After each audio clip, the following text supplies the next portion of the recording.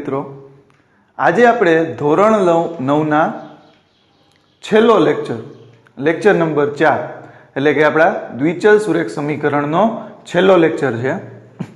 આપણે અગાઉના લેક્ચરની અંદર આલેખ અને એને રિલેટેડ બે દાખલાઓ જોયા હતા અને એક આલેખ છે તમને હોમવર્કમાં આપેલો હતો. હવે અહીંયા છે એ બાકીના જે 4 આલેખ બાકી છે ટેક્સ્ટ બુકમાં એ આપણે લેવાના છે. એટલે આપણું ચેપ્ટર છે એ પૂરું થઈ જાય, કારણ કે આપણે વાત થઈ હતી કે ચેપ્ટર નાનું છે અને બહુ સિમ્પલ અને સરળ છે, બરાબર. તો એમાંથી સૌથી પહેલા આપણે પહેલો આલેખ લઈએ. તો અહીંયા આલેખમાં આપણને એવું કીધું છે કે એક શહેરમાં ટેક્સી ભાડું આ પ્રમાણે છે કે પ્રથમ કિલોમીટરના 8 રૂપિયા અને ત્યારબાદ દરેક કિલોમીટરના 5 રૂપિયા છે. તો કુલ અંતર x છે અને કુલ ભાડું y લઈ અને સમીકરણ બનાવો અને પછી એનો આલેખ દોરો, બરાબર. આ રીતનું છે. તો આપણે એક આલેખ જરાક દોરીને રાખેલો છે. સૌથી પહેલા આપણે સમીકરણ બનાવતા શીખીએ. હવે પહેલા તો સિસ્ટમ આખી સમજવી પડશે કે કઈ રીતે કામ ચાલી રહ્યું છે. કે ધારો કે કોઈ એક શહેર છે, આપણું રાજકોટ શહેર છે. આ શહેરની અંદર કોઈ એક ટેક્સી વાળો વ્યક્તિ છે. એ વ્યક્તિ જો તમે ખાલી 1 જ કિલોમીટર જાઓ તો તમારી પાસેથી 8 રૂપિયા લેશે. એટલે કે જો તમે 1 કિલોમીટર જાઓ તો તમારી પાસેથી 8 રૂપિયા લે છે.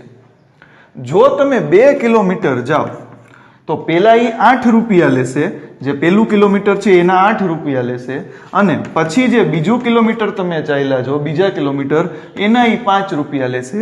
એટલે કે એ કેટલા લેશે? 8 એકા 8 અને 5 એકા 5 એટલે 8 ને 5 13 રૂપિયા લેશે. પછી જો તમે 3 કિલોમીટર ચાલો, 3 કિલોમીટર, તો પેલા કિલોમીટરના એ 8 રૂપિયા લે છે અને બાકીના જે 2 કિલોમીટર તમે ચાલવાના છો એના એ 5 રૂપિયા લે છે.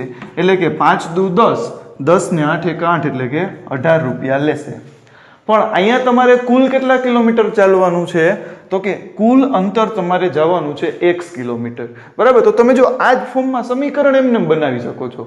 કેવી રીતે? તો કે જો હજી આપણે એક મુદ્દો જોઈ લઈએ કે ધારો કે 4 કિલોમીટર જવું હોય તો પેલા કિલોમીટરના કેટલા? તો કે 8 રૂપિયા. પછી વૈધા કેટલા? તો કે 3 કિલોમીટર, એના કેટલા દેવાના? 5, બરાબર. તો જો અહીંયા 5 તેરી 15, 15 ને 8 એક 8, બરાબર. એટલે 15 ને 5 20 ને 3 23 રૂપિયા. હવે એવી જ રીતે કરતા કરતા આપણે જવું છે x કિલોમીટર. તો નિયમ શું છે? તો કે એ જ પેલા કિલોમીટરના કેટલા દેવાના? 8 રૂપિયા.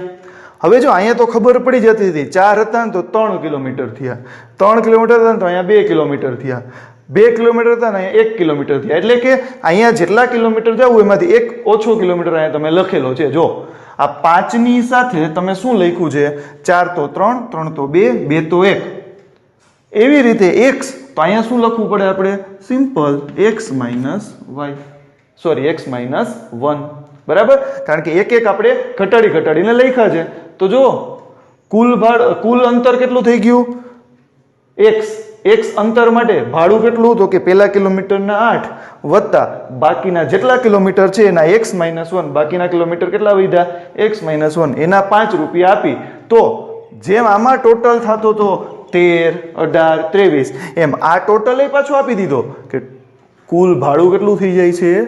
y રૂપિયા. તો આ ભાડું કેટલું થઈ ગયું? y રૂપિયા, બરોબર. જો કેટલું સિમ્પલ રીતે સમીકરણ બની ગયું, કાંઈ મગજમારી આવતી નથી. રેડી? તો આપણું સમીકરણ છે એ તૈયાર થઈ જાય. આપણું સમીકરણ થઈ જાય 8 રૂપિયા 1 કિલોમીટરના વત્તા બાકીના જે x માઇનસ 1 કિલોમીટર વધ્યા એના 5 રૂપિયા. આ કરો એટલે ટોટલ ભાડું થાય y રૂપિયા. હવે આને સોલ્વ કરીએ તો 8 એકા 8, પછી આ 5 છે એ બેયને મળે એટલે અહીંયા થઈ જાય 5x માઇનસ 5 એકા 5 બરાબર y. અને અહીંયા 5x અને 8 માંથી 5 જાય એટલે 3 બરાબર y. આપણું બની ગયું સમીકરણ. અને જો સમીકરણ ફોર્મમાં લખવાનું કહે તો y ને લખી લેવાના આ બાજુ. પણ આપણે તો શું કરવો છે? આલેખ બનાવવો છે. એટલે ગમે એક ચલને કરતા બનાવવાનો છે. તો બની ગયો કરતા પણ. હવે આપણે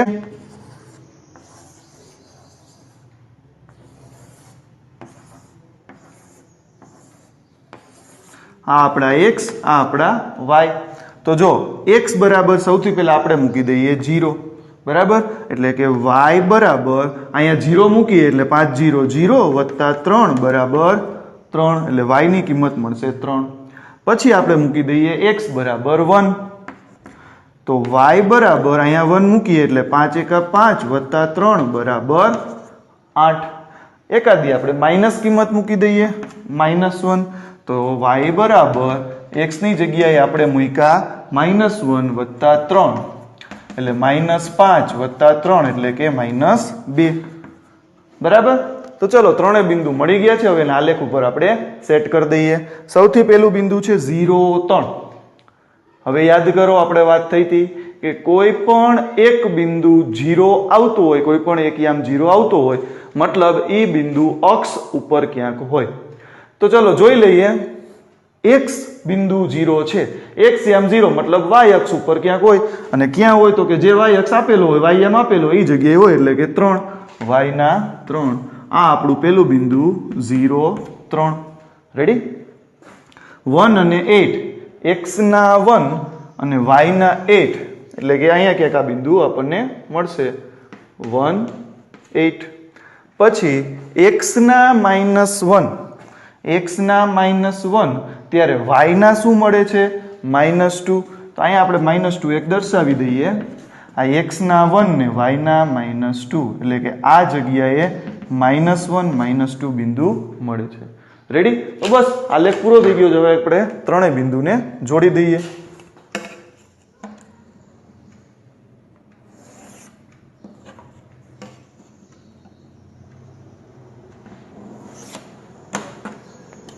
તો આ આપણો આલેખ તૈયાર થઈ ગયો, અને સમીકરણનું નામ આપી દઈએ સાથે સાથે. આપણે આપણું સમીકરણ હતું 5x + 3 બરાબર y. બરાબર. તો ચાલો હવે લઈ લઈએ બીજો આલેખ. બીજો આલેખ. હવે એમાં આપણને શું કીધું છે જો કે અચળ બળ લગાવવાથી એક પદાર્થ પર થતું કાર્ય તે પદાર્થ દ્વારા કપાયેલા અંતરના સમપ્રમાણમાં હોય. હવે વિજ્ઞાન ને ગણિત ને અનુબંધ છે, એના રિલેટેડ એક દાખલો આપણને આપ્યો. શું કહેવા માંગે છે કે ભાઈ કોઈ એક વસ્તુ ઉપર તમે બળ લગાડો છો. ધારો કે કોઈ એક ટેબલ છે, એના ઉપર આપણે બળ લગાડીએ છીએ. બળ લગાડવાથી જો એ અંતર કપાય, જો એ થોડુંક દૂર જાય તો એને કાર્ય થયું કહેવાય, એટલે કે કામ થયું કહેવાય. પણ એની જગ્યાએ તમે મોટો પથ્થર છે કે ડુંગર છે અથવા તો મોટી એક બસ છે, એને તમે બળ લગાડો, ધક્કો લગાવો એટલે કે બળ લાગ્યું, પણ જો ગાડી ચલતી નથી અથવા તો પથ્થર હલતો નથી તો કામ થયું ગણાય નહીં. એટલે કે કામ ક્યારે થાય, કાર્ય ક્યારે થાય કે તમે બળ લગાડો અને જો એ અંતર કાપે તો કાર્ય થયું કહેવાય. એટલે કે વિજ્ઞાનમાં આવો નિયમ છે, આવું સૂત્ર છે કે કાર્ય ક્યારે થયું કહેવાય તો કે બળ ગુણ્યા કાપેલ અંતર. બરાબર. આ કાર્યનું સૂત્ર છે કે કાર્યનું સૂત્ર શું છે તો કે બળ ગુણ્યા એને કાપેલું અંતર, એને કાર્ય થયું કહેવાય. હવે અહીંયા એવું કીધું છે કે બળ અચળ છે. બળ અચળ છે અને કેટલું બળ આપેલું છે તો કે 5 એકમ બળ લેવાનું છે. બળ અચળ છે ને બળ કેટલું છે 5 એકમ, એટલે કે આપણે બળ આપણને આપી દીધું 5 એકમ, એટલે આપણે બળ માટે કઈ વિચારવાનું થતું નથી, એ આપેલું જ છે. હવે બીજું એવું કીધું કે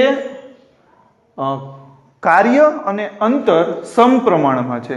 હવે પ્રશ્ન એ થાય કે જો ગણિત ન આવડવાનું કારણ શું છે તો કે આપણે છે ને રકમ જોઈ અને આખો દાખલો ગોખી નાખતા હોય કે હવે આમ કરશું પછી આમ કરશું પછી, પણ એના કરતાં જો તમે એને સમજવાનો પ્રયત્ન કરો ને તો બહુ સરળ થઈ જાય. શું કહે છે જો કે કાર્ય અને અંતર સમપ્રમાણમાં હોય, મતલબ જેટલું તમે કાર્ય કરો ને એટલું જ અંતર કપાય, અથવા તો જેટલું અંતર કપાણું એટલું કાર્ય થયું કહેવાય. જો કાર્ય ઓછું તો અંતર એ ઓછું હશે, જો અંતર વધારે તો કામ પણ વધારે. આને સમપ્રમાણ કહેવાય. તો આપણે પ્રશ્ન થાય તો વ્યસ્ત પ્રમાણ શું હશે તો કે કાંઈ નહીં, સમય અને ઝડપ. તમે કોઈ ગાડી લઈને જાઓ છો, બરાબર, હવે એમાં તમે ઝડપ વધારો તો તમે ઓછા સમયમાં પહોંચશો, ઝડપ ઘટાડી દો તમારે સમય વધારે લાગશે. તો જો એકબીજાની વ્યસ્ત પ્રમાણ કહેવાય કે ઝડપ વધે તો સમય ઘટી જાય, ઝડપ ઘટે તો સમય વધી જાય. આ વ્યસ્ત પ્રમાણ. અને અહીંયા શું આપ્યું છે સમપ્રમાણ. કાર્ય વધારો તો અંતર વધશે, અંતર ઘટાડી દો મતલબ કામ ઓછું થયું કહેવાશે. બરાબર. તો આ રીતની આખી સિસ્ટમ અહીંયા ગોઠવીને આપી છે. તો આપણને કીધું છે કે તેને દ્વિચલ વાળા સમીકરણમાં રજૂ કરો અને એનો આલેખ દોરો. ઓકે, તો ગમે એક માટે આપણે ધારણા કરી લઈએ. ધારો કે અંતર આપણે રાખી દઈએ x કિલોમીટર. ધારો કે અંતર બરાબર x કિમી. હવે અંતર x તો કાર્યને ધારી દઈએ y અને કાર્ય બરાબર y. બેયને આપણે સમીકરણમાં મૂકી દઈએ. ત્રણ વસ્તુ આપણી પાસે છે જ, એટલે કે કાર્ય એટલે કે y બરાબર બળ છે આપણી પાસે 5 અને અંતર આપણને મળ્યું x એટલે કે y બરાબર 5x. આ બની ગયું આપણું સમીકરણ. જો કેટલું સિમ્પલ હતું. ખાલી વસ્તુને સમજવાની ટ્રાય કરો એટલે તરત આપણું કામ થઈ જાય છે. જો ગોખવા ગયા ને તો આડાવડું થઈ જશે. બરાબર. ચાલો હવે આનો આપણે આલેખ દોરવાનો છે. એમાં જો પાછું એવું પણ કીધું છે કે 2 એકમ અને 0 એકમ માટે થતું કાર્ય શોધીને આપો. એટલે કે 2 એકમ અને 3 એકમ માટે જે 0 એકમ માટે જે કામ થાય છે એ આલેખ ઉપરથી ગોતીને આપવાનું છે. મતલબ આપણે અહીંયા ગોતવાનું છે નહીં, દાખલો નથી ગણવાનો, આલેખની અંદર જોઈને આપવાનું. તો સૌથી પહેલા આપણે આલેખ માટે કોષ્ટક બનાવી નાખશું.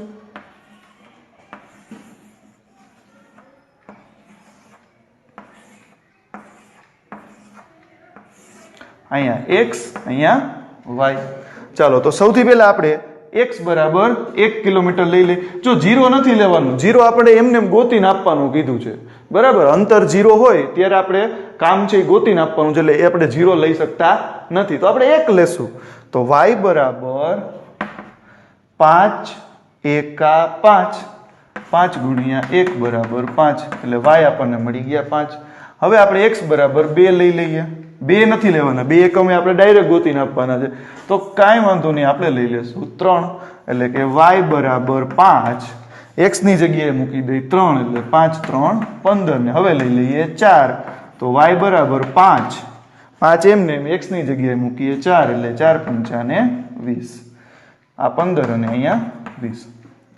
ચાલો, કોષ્ટક તૈયાર થઈ ગયું. હવે અહીંયા જો બધી ધન બાજુ છે, એટલે મેં આલેખમાં છે ને આંકડા નથી મૂક્યા, કારણ કે આવી પરિસ્થિતિ થાય ત્યારે શું કરવાનું, તો કે બહુ સિમ્પલ કામ કરવાનું કે આ આપણો 0 માઇનસમાં તો કંઈ છે નહીં, એટલે આ રીતનો આલેખ આપણે બનાવવાનો.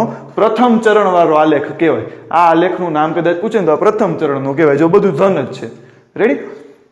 હવે x માં તો 4 સુધી જોઈએ છે, તો આપણે લખી નાખીએ 1 2 3 4 5. હવે y માં આપણે જવું છે 20 સુધી. જો તમારી પાસે જે આલેખ પત્ર હોય એમાં ગણી લેવાનું કે 20 ખાના થતા હોય તો એક એકમ રાખવાનું. પણ અહીંયા જો એનાથી સરળ શું થાય, તો કે 5 એકમ રાખીને તો કામ આપણું ઝડપથી થઈ જાય. એટલે કે 1 સેમી બરાબર શું રાખવાનો, 5 એકમ. એટલે કે આપણે આ 5 પછી 10 આ 15 આ 20 ને અહીંયા 25. તો હવે આપણો આલેખ છે ને નાનો અને સરળ થઈ જશે. બરાબર. હા, પછી તમારે 2-2 નું આલેખ માપ રાખવું હોય તો એ રાખી શકો, 3-3 રાખી શકો, પણ ધ્યાન એવું રાખવાનું કે આપણને આલેખ સરળ પડવો જોઈએ. આપણા માપ છે ને વચમાં ક્યાંક ન જાય. જો તમે 2-2 નું માપ રાખો ને તો 2 માં સીધા 15 નહીં મળે, તમારે એને 14 અને 16 ની વચમાં ગોતવા જવા પડે. તો એવું ધંધો ન કરાય. શું કરાય, સીધા 15 દેખાય ને એવું માપ લેવાય. હવે કહો કેમ કે તમે 3-3 લઈ, તો 3 માં પછી તમને 20 નહીં દેખાય, એ તમારે ગોતવા જવા પડશે. તો એવું માપ પસંદ કરવાનું કે જેથી આપણા આંકડા આપણને સીધા મળે.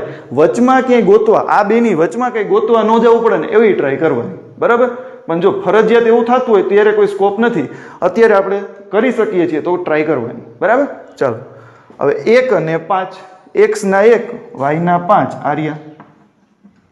પછી 3 અને 15, તો x ના 3 અને y ના 15 જો આર્યા. આ 3 અને અહીંયા 15. પછી 4 એ 20, તો આર્યા 4 અને અહીંયા આવે છે આપણા 20.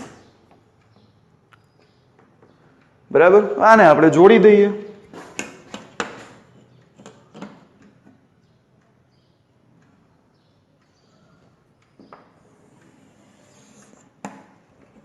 એટલે આપણો આલેખ થઈ ગયો અહીંયા રેડી. બિંદુઓના પેલા નામ મૂકી દઈએ આપણે. આ છે આપણું 4 20, આ છે આપણું 3 15, આ છે આપણું 1 5. અને હવે આપણને આલેખ ઉપરથી 2 પ્રશ્નો પૂછ્યા છે કે જો બે એકમ હોય ત્યારે કેટલું કાર્ય થાય, તો આ બે એકમ હોય ત્યારે જો આ લાઈન જોવાની કઈ જગ્યાએ આલેખ સાથે ભટકાય છે. જો અહીંયા ભટકાય છે એટલે એ કામ આપણું થશે 10, એટલે કે 2 એકમ માટે આપણું કામ થશે 10, એટલે 2 10. અને 0 એકમ માટે તો કેટલું હોય 0. તમે કામ જ નથી કરતા, બળ લગાડો છો, પણ મેં તમને કીધું એમ કેવી પરિસ્થિતિ, તો કે મોટો પથ્થર છે, તમે બળ લગાવો છો પણ પથ્થર હલતો નથી, એટલે અંતર કપાતું નથી, મતલબ કામ શું થઈ ગયું 0. બરાબર, એટલે કે જો 0 એકમ આપણે અંતર કપાણું હોય તો મતલબ કામ થયું કહેવાશે નહીં. ભલે તમે બળ લગાડો છો પણ તમારાથી મોટો પથ્થર હલ્યો જ નથી. બરાબર, બળ તમે ભલે 5 એકમ લગાવ્યું, અહીંયા બળ લગાડ્યું પણ અંતર શું થઈ ગયું 0, એટલે x 0 થઈ ગયો, તો 0 × 0 એટલે 0, એટલે કાર્ય શું થઈ ગયું આપણું 0. રેડી? તો આ રીતે આપણો આલેખ અહીંયા પૂરો થાય છે. હવે લઈએ ત્રીજો આલેખ. એમાં શું કીધું છે કે ધોરણ 9 ની 2 વિદ્યાર્થીનીઓ યામિની અને ફાતિમા ભૂકંપગ્રસ્ત લોકો માટે પ્રધાનમંત્રી રાહત ફંડમાં સંયુક્ત રીતે 100 રૂપિયા ફાળો આપે છે. તો તેના પરથી સમીકરણ એ બનાવો અને એનો આલેખ દોરો. હવે 2 વ્યક્તિ છે, હવે કોઈ જગ્યાએ ભૂકંપ આવ્યો છે, તમને કદાચ યાદ હોય તો રાજકોટમાં પણ આવ્યો હતો, તો એના માટે થઈને જો આ દાખલો આપે છે. બરાબર, આવા આલેખ આપી દીધા એટલે રિલેટેડ થઈ ગયો આપણે. તો 2 વ્યક્તિ છે એ પ્રધાનમંત્રી રાહત ફંડ, એટલે કે જે તમે ઘણી બધી જગ્યાએ કોરોના વાયરસ વખતે સાંભળ્યું હશે કે ભાઈ રાહત ફંડની અંદર ઘણા બધા લોકોએ પૈસા આપ્યા હતા. બરાબર, તમે બધાએ પણ આપ્યા હશે. તો એવી રીતે આ 2 વ્યક્તિ જે છે એ પ્રધાનમંત્રી રાહત ફંડમાં 100 રૂપિયા ફાળો આપે છે. તો આનું આપણે સમીકરણ બનાવવાનું છે અને આલેખ પણ દોરવાનો છે. તો ધારી લઈએ કે ભાઈ ધારો કે યામિનીએ આપેલા રૂપિયા x, જો એક શબ્દ વાપરો છે સંયુક્ત રીતે, એટલે કે બે ભેગા થઈને આપે છે. બરાબર, એટલે કે ધારો કે યામિનીના પૈસા યામિનીએ આપેલ રૂપિયા બરાબર x અને ફાતિમાએ આપેલ રૂપિયા બરાબર y, અને બેયના ભેગા થઈને કેટલા થાય છે તો કે x + y બરાબર 100. એટલે સમીકરણ આપણું બની ગયું. આ દ્વિચલ સમીકરણ જો બહુ સિમ્પલ થઈ ગયું. હવે એમાંથી એક આલેખ બનાવો છે તો ગમે એકને કરતા બનાવી દઈએ, y ને ઓલી બાજુ જવા દઈએ, એટલે 100 - y. હવે 100 છે તો કિંમત આપણે 10 વાળીને એવી રાખીએ કે ધારો કે આપણે કોષ્ટક બનાવવું છે,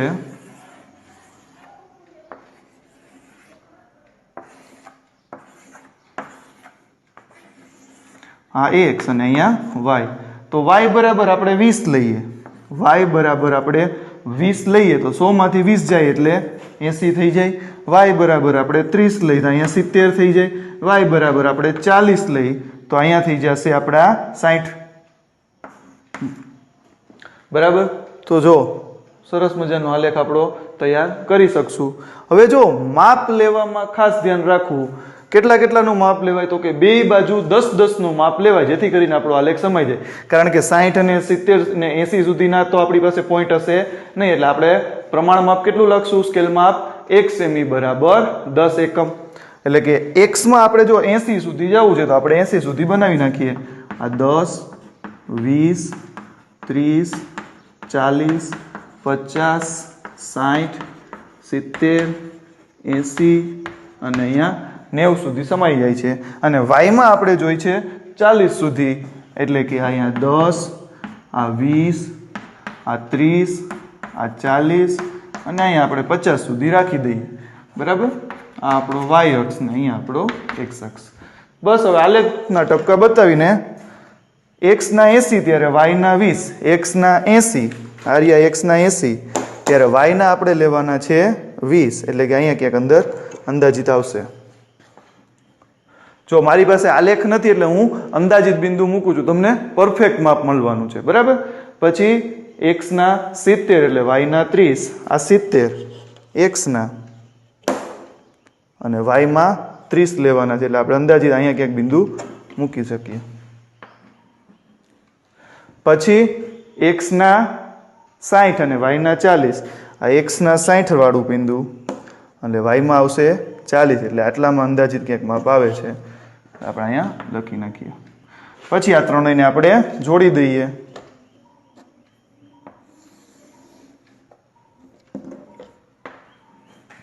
બરાબર, બિંદુઓ લખી નાખીએ. અહીંયા હતું 80 20, આ છે 70 30, અને અહીંયા આવશે 60 અને 40. અને સમીકરણનું નામ પણ આપી દઈએ, x + y = 100. બરાબર, તો આવી રીતે આપણો આલેખ અહીંયા પૂરો થઈ જાય. બહુ જ સરળ હતો. આ તો તમે હોમવર્કમાં પણ કરી શકત, પણ મેં કીધું કરાવી દઈએ. બરાબર, તો હવે ચેપ્ટરનો છેલ્લો આલેખ આપણે જે ફેરનહીટ અને અંશ સેલ્સિયસ વાળો છે, હવે ચેપ્ટરનો છેલ્લો એટલે કે ચોથો આલેખ. એમાં આપણને આવું એક ઇક્વેશન આપી દીધું છે જે ફેરનહીટમાંથી તાપમાનને અંશ સેલ્સિયસમાં ફેરવવા માટેનું છે.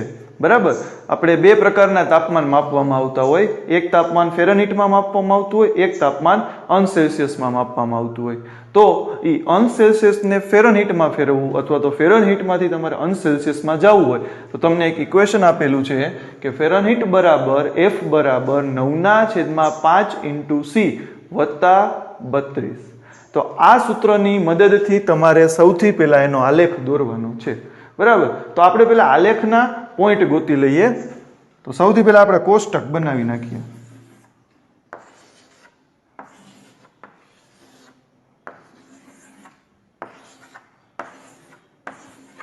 અહીંયા લખી નાખીએ C અને અહીંયા લખી નાખીએ F. સૂત્રમાં F કર્તા તરીકે આપેલો જ છે, તો C અને F. તો સૌથી પહેલા આપણે મૂકી દઈએ C ની કિંમત 5. તો C બરાબર 5. અહીંયા C બરાબર આપણે 5 મૂકીએ તો F બરાબર સૌથી પહેલા આપણને F મળશે 9/5. C ની જગ્યાએ મૂકી દઈએ 5 વત્તા 32 એટલે 5 5 ઉડી ગયા, 9 વત્તા 32. તો 32 ને 10 42 થાય એટલે 9 થઈ જાય 41. તો F મળી ગયો 41. પછી C બરાબર આપણે મૂકી દઈએ 10. C બરાબર લઈ લઈ 10. તો F બરાબર 9/5. C ની જગ્યાએ 10 વત્તા 32. 5 2 10, 9 દુ 18 પ્લસ 32. હવે અહીંયા આપણે 8 ને 2 10, 3 ને 2 5 એટલે F મળશે 50. જો તમારે બધા જ 0 વાળા જોતા હોય તો તમારે રકમમાં સેટિંગ કરવું પડે, એટલે કે આંકડાઓની ગોઠવણી કરવી પડે. ક્યારે 0 આવે છે? જો અહીંયા 32 છે એટલે છેલ્લે 2 છે, અહીંયા 8 આવે ને તો જ રકમમાં 0 આવવાનો છે. તો તમારે એવી રીતે આંકડાઓ સેટ કરવા પડે. જેમ કે C બરાબર આપણે 60 લઈ લઈએ તો જો 12 પંચાને 60 થાય ને 12 9 108 આવે. બરાબર, 108 વત્તા 32 એટલે 140 થાય. 0 વાળી રકમ આવે. પણ એટલું બધું કઈ દૂર જવાની જરૂર નથી. ભલે ને આપણને નજીકની કિંમત મળે, આપણે આલેખમાં ગોતી લેવાની. બરાબર, પછી આપણે C બરાબર લઈ લઈએ 15.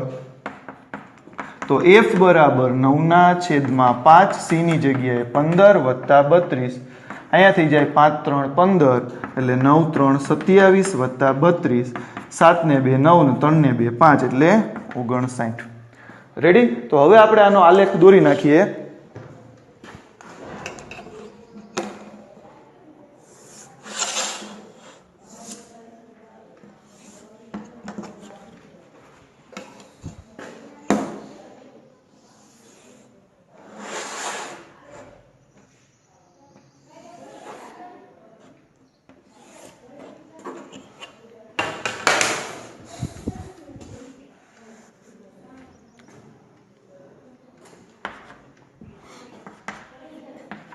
ચાલો, સૌથી પહેલા અહીંયા તો આપણે 0 લઈ લેશું. હવે પ્રમાણમાં સેટ કરીએ.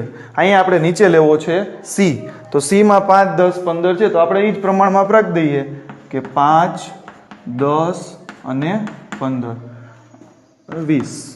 એકાદો વધારે રાખવાનો. તો x અક્ષ ઉપર આપણે પ્રમાણમાં શું લીધું છે? x એમી બરાબર 5 એકમ. રેડી? હવે y અક્ષ ઉપર એટલે કે F જો 41 50 અને 59 એટલે કે વચમાં 50 આ 40 ની નજીક છે, આ 60 ની નજીક છે, મતલબ આપણે 10 10 નું પ્રમાણમાં લઈ શકીએ. એટલે કે 10 20 30 40 50, 60 અને 70 આ આપણી વાય અક્ષ. ચાલો હવે ખાલી આપણે ગોઠવવાની કરવાની છે. તો 5 એ 41, આ 5 તો 40 ની ઉપર એક્ઝેક્ટ 41 હોય એટલે અહીંયા આવશે બિંદુ. તમને આ બિંદુ એકદમ પરફેક્ટ મળશે, બરાબર. એટલે તમારે 0 વાળી સેટ કરવાની જરૂર નહીં પડે. 41 40 થી ઉપર તરત જ મળી જાય, બરાબર. પછી 10 એ 50, 10 એ 50 છે તો આ 10 ને અહીંયા આ 50. પછી 15 એ છે 59. જો 59 આપણને ખબર જ છે 60 ની નીચે, 60 ની નીચે પહેલો જ આંકડો એટલે અહીંયા ક્યાંક આપણે અંદાજિત માપ લઈ શકીએ અને આ 15 એટલે અહીંયા આપણને ત્રીજું બિંદુ મળી ગયું. બિંદુના નામ રાખી દઈએ 5, 41, 10, 50 અને અહીંયા થઈ જશે 15, 59. એને જોડી દઈએ.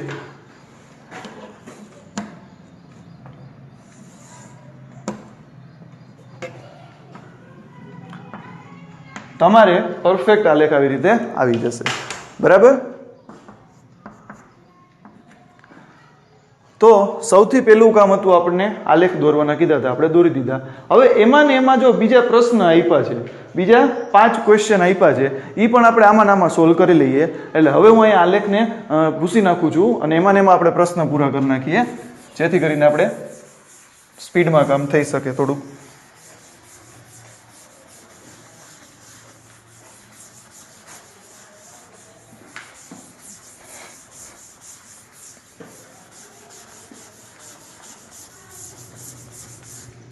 જો ઝડપથી આપણે હવે ક્વેશ્ચન આન્સર જોઈ લઈએ. હવે આપણને એવું કીધું છે 30°C માટે ફેરનહીટ કેટલા? તો બસ કાંઈ નથી કરવાનું, સૂત્રમાં કિંમત મૂકતું જવાનું. પહેલામાં આપણને ફેરનહીટ જોઈ છે તો F બરાબર 9/5, C બરાબર આપણે લેવાના કીધા છે 30°C, C બરાબર 30 છે વત્તા 32. તો અહીંયા 6 પંચા ને 30 થઈ જાય, બરાબર. 9 6 54 વત્તા 32. તો 4 ને 2 6 અને 5 ને 3 8 એટલે 86 મળી જશે. પછી બીજો ક્વેશ્ચન છે કે F 95 હોય ત્યારે C કેટલા? તો પેલા આપણે F ની જગ્યાએ 95 મૂકી દઈ. 9/5 ગુણ્યા C વત્તા 32. તો પેલા વત્તા 32 ને આ બાજુ મોકલી દેવાના એટલે ઓછા 32. 9/5 ગુણ્યા C. 5 માંથી 2 જાય એટલે 3, 9 માંથી 3 જાય એટલે 6 બરાબર 9/5 ગુણ્યા C. આ બેને આ બાજુ મોકલીએ 63. 5 છેદમાં છે અંશમાં આવે, 9 અંશમાં છે છેદમાં જાય બરાબર C. 9 સત્તા 63 ને 7 પંચા 35 એટલે C બરાબર મળી ગયા 35. પછી ત્રીજો ક્વેશ્ચન છે કે 0 અંશ C માટે F કેટલા? ત્રીજામાં F ગોતવાનો છે 9/5 અને C લેવાનો 0 વત્તા 32. તો F બરાબર જો 0 સાથે ગમે એનો ગુણાકાર 0 વત્તા 32 એટલે કે 32. પછી ચોથો ક્વેશ્ચન છે 0F માટે અહીંયા આવશે C ગોતવાનો. 0F માટે C કેટલા? તો F બરાબર આપણે 0 મૂકી દઈએ બરાબર 9/5 ગુણ્યા C વત્તા 32 વત્તા 32 ને આ બાજુ જવા દઈએ એટલે 0 ઓછા 32 9/5 ગુણ્યા C. અહીંયા વધશે -32. 5 ઉપર આવી જશે, 9 આવી જશે નીચે બરાબર C. પેલા છેદ ઉડતા નથી એટલે ઉપર આપણે ગુણાકાર કરી નાખીએ. 32 ગુણ્યા 5 એટલે 16, 160 એને ભાગ્યા 9 બરાબર C. ભાગાકાર કરી શકાય અથવા તો આમનામ પણ જવાબ આપી શકાય. પછી છેલ્લો દાખલો કે બંને તાપમાન સમાન હોઈ શકે? તો કે હા. જો એક જગ્યા એવી છે કે જ્યાં C અને F સરખા થાય છે અને ઈ જગ્યા છે C બરાબર -40 અને F બરાબર પણ -40. આ જગ્યાએ બંને તાપમાન કેવા થઈ જાય? સરખા. આપણે ચેક કરી દઈએ. F બરાબર 9/5, C ની જગ્યાએ હું મૂકું છું -40 વત્તા 32. તો જો 8 પંચા ને 40 બરાબર. હવે ઉપર -8 9 72 વત્તા 32. બાદબાકી થાય 2 માંથી 2 જાય 0 અને 7 માંથી 3 જાય એટલે 40 ને મોટાની નિશાની. તો જો c બરાબર -40 લીધા ત્યારે f બરાબર પણ -40 આવે છે. બરાબર. તો આજે આપણે અહીંયા ચેપ્ટર પૂરું કરીએ છીએ. 4 જ લેક્ચરમાં ચેપ્ટર પૂરું થઈ ગયું છે કારણ કે બહુ નાનું ચેપ્ટર હતું. જો આ ચેપ્ટરમાં કોઈ પણ વસ્તુ ન સમજાણી હોય, કાંઈ પ્રશ્ન હોય તો મને કમેન્ટ બોક્સમાં કમેન્ટ કરી શકો છો. તમે જેટલી કમેન્ટ કરશો એનાથી મને થોડુંક વધારે દાખલાઓ કરાવવાની ઈચ્છા થશે અને તમારા જે ક્વેશ્ચન હશે જે તમને નહીં સમજાતા હોય એ તમારું સ્પેશિયલ લેક્ચર પણ આપણે એના માટે બનાવી શકશું. બરાબર. આભાર. જય હિન્દ, જય ભારત.